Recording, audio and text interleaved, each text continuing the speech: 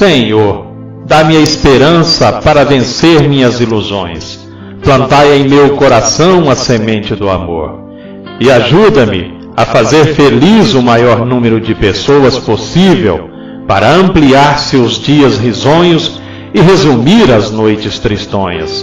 Transforma meus rivais em companheiros, meus companheiros em amigos e meus amigos em entes queridos.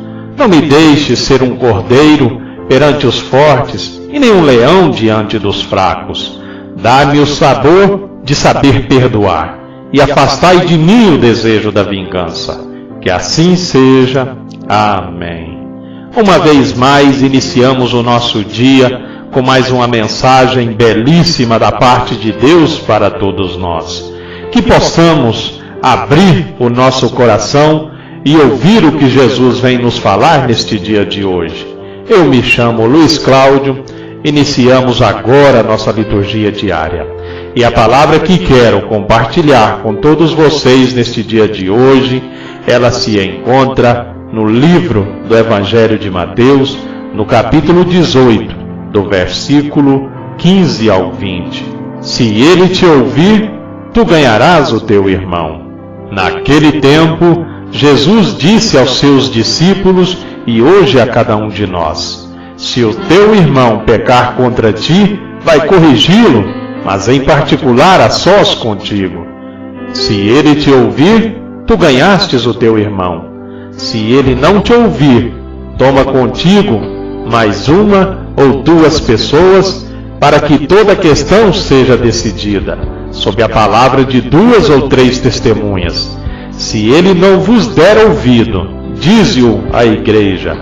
Se nem mesmo a igreja ele ouvir, seja tratado como se fosse um pagão ou um pecador público.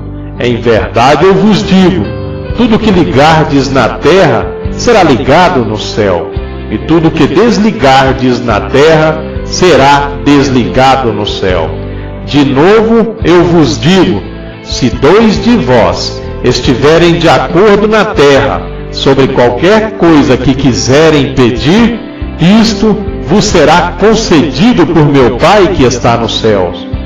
Pois onde 2 ou 3 estiverem reunidos em meu nome, eu estou ali no meio deles. Palavra da salvação. Amados irmãos e irmãs, quero lembrar-te que o fato de sermos irmãos não nos isenta da possibilidade de enfrentarmos divergências nos relacionamentos da família da fé, pois a irmandade não elimina a nossa individualidade. Temos diferenças de criação, formação, visão, doutrina, teologia, liturgia, estratégia e outras que, sem desejarmos, colocam-nos na situação de ofendidos por algum de nossos irmãos. Por isso, como pastor que procura a ovelha perdida, a justiça do reino não se cansa e tenta outra forma de aproximar quem errou. Se ele não lhe der ouvidos, tome consigo mais 1 ou 2 pessoas, para que toda questão seja decidida sob a palavra de 2 ou 3 testemunhas. À primeira vista, tem-se a impressão de que estaríamos fazendo um cerco em torno de quem errou. Mas essa atitude pode ser vista sob a ótica da justiça do reino. Quem tem como princípio fazer de tudo para que o irmão não se perca. E se isto não der certo, toda a comunidade é chamada a se pronunciar. Caso não dê ouvidos, comunique à igreja. E se, depois de esgotado todos os recursos, depois de ter dado a quem errou a oportunidade de ouvir o parecer de toda a comunidade, é que a pessoa, por decisão de todos, é excluída. Se nem mesmo a igreja lhe der ouvidos, seja tratado como se fosse um pagão ou um cobrador de impostos. Mesmo neste caso, a comunidade deve manter-se em atitude prudente, dando uma chance em longo prazo, a fim de que a pessoa se arrependa e volte a ela. Antes de condenar ou excluir alguém, é preciso aprender a justiça do reino e ter a consciência de que os passos aconselhados por Jesus não são normas rígidas, e sim um modo de agir que tempera com justiça a relação entre pessoas. Em outras palavras, é preciso ser criativo no esforço de recuperar quem erra e se afasta da comunidade. E o espírito que anima esta tarefa não é o da exclusão, mas o da busca para reintegrar. Tomar decisões de incluir ou excluir pessoas da comunidade não é tarefa fácil, como pretendiam e faziam os chefes das sinagogas daquele tempo. É necessário que tenhamos sempre em conta a advertência de Jesus: se a justiça de vocês não superar a dos doutores da lei e a dos fariseus, vocês não entrarão no reino do céu. Para tanto, ele dá algumas indicações que passam pela necessidade das pessoas se reunirem em torno dele, a fim de, mediante a oração, chegarem a um consenso. Se 2 de vocês estiverem de acordo na terra sobre qualquer coisa que queiram pedir, isto lhe será concedido por meu Pai que está no céu. Pois, onde 2 ou 3 estiverem reunidos em meu nome, eu estou ali no meio deles.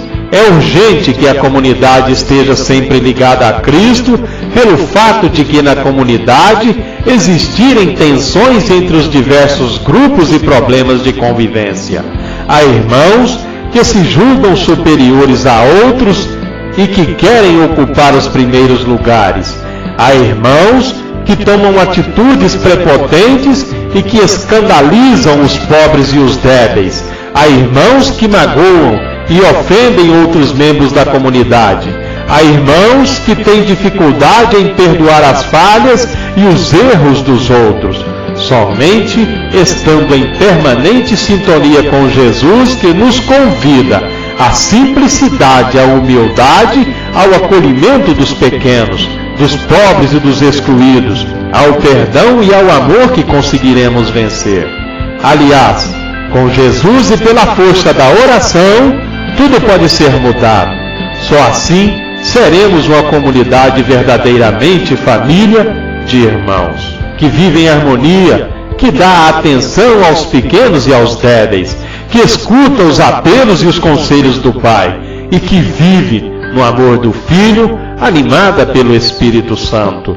Ninguém pode viver a fé de qualquer modo ou abandoná-la quando passar por aflições. As primeiras comunidades cristãs enfrentavam algumas dificuldades de correção fraterna, onde os mais humildes eram vítimas da falta de tolerância. E Jesus vem ensinar o jeito de nos reconciliar com os outros e ajudá-los a se reconciliar.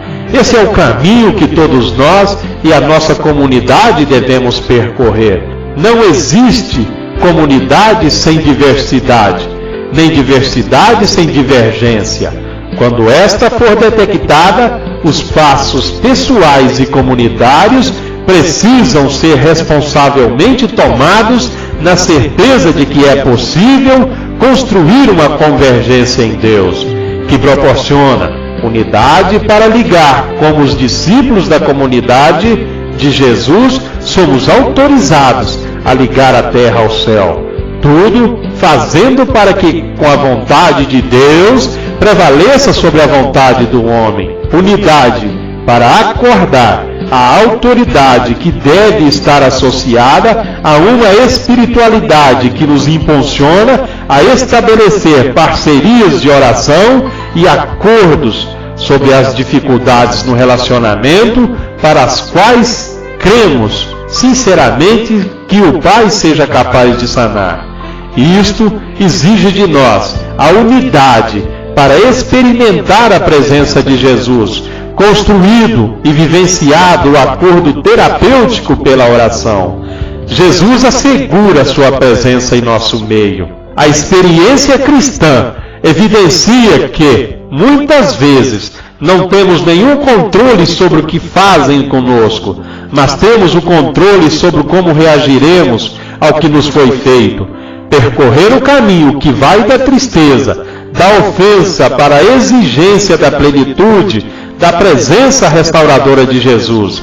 Este é o grande desafio da comunhão da igreja que precisamos buscar diligentemente. Assim, haverá harmonia e paz, concórdia e vida em abundante entre nós. Amém? Amados irmãos e irmãs, a reflexão desta mensagem de hoje é que neste breve fragmento do Evangelho, o Senhor nos ensina 3 importantes modos de proceder que frequentemente se ignoram: compreensão e advertência com amigo ou colega. Faça-o ver com discrição e reservadamente, tu e ele a sós. Com claridade vai corrigi-lo, o seu comportamento equivocado, para que acerte o seu caminho na vida. Acudir à colaboração de um amigo.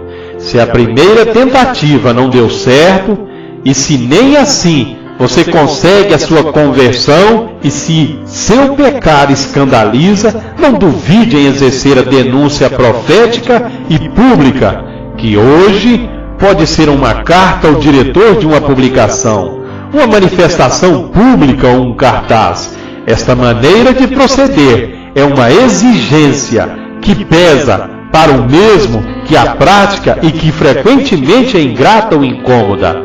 Por tudo isso, é mais fácil escolher o que chamamos equivocadamente de caridade cristã, e que costuma ser puro escapismo, comodidade, covardia, falsa tolerância.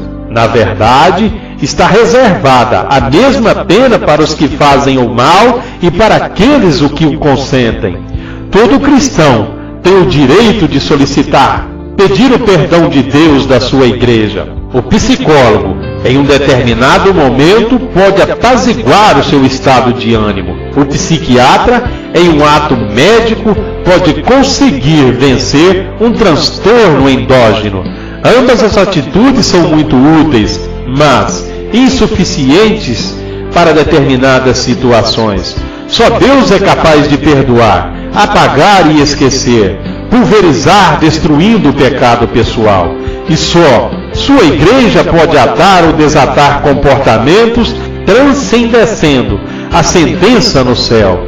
E com isso, gozar da paz interior e começar a ser feliz. Nas mãos e palavras do sacerdote ou pastor está o privilégio de tomar o pão e que Jesus seja realmente presença e alimento. Qualquer discípulo do reino pode unir-se a outro, ou melhor, pode unir-se a muitos e com fervor, fé, coragem e esperança, submergir no mundo e convertê-lo em verdadeiro corpo de Jesus. E na sua companhia, acudir a Deus Pai, que escutará as suas súplicas, pois seu Filho comprometeu-se a isso. Pois onde 2 ou 3 estiverem reunidos em meu nome, eu estou ali no meio deles. Isso está em Mateus, no capítulo 18, no versículo 20. Amém? À medida que eu ensino, eu também aprendo. À medida que eu evangelizo, eu também sou evangelizado.